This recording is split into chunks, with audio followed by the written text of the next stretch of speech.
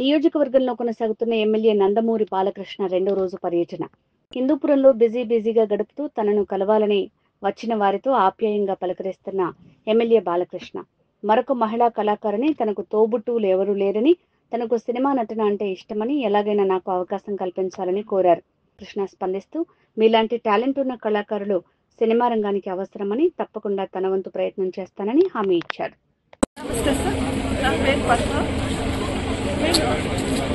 తెలుగు అమ్మాయిని, నాయుడు అమ్మాయిని. నాకు మమ్మీ డాడీ చనిపోయారు. నాకు అన్న తమ్ముడు ఎవరు లేరు, అక్క చెల్లెలు లేరు, బంధు బలగం లేరు, నో ఫ్రెండ్స్ ఎవరు లేరు. నేను సింగర్ అండి. నేను సేవలు చేయని చాలా ఆశ.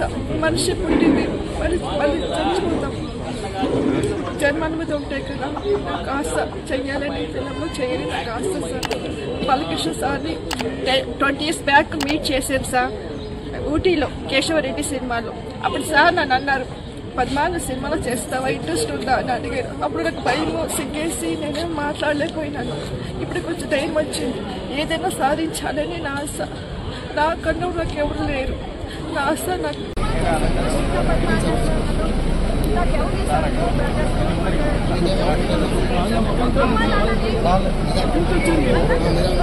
అప్పుడు మీ పోటీ మంచి కళాకారులకు అవకాశం ఇస్తాం. అదే అదొకేమ్మా.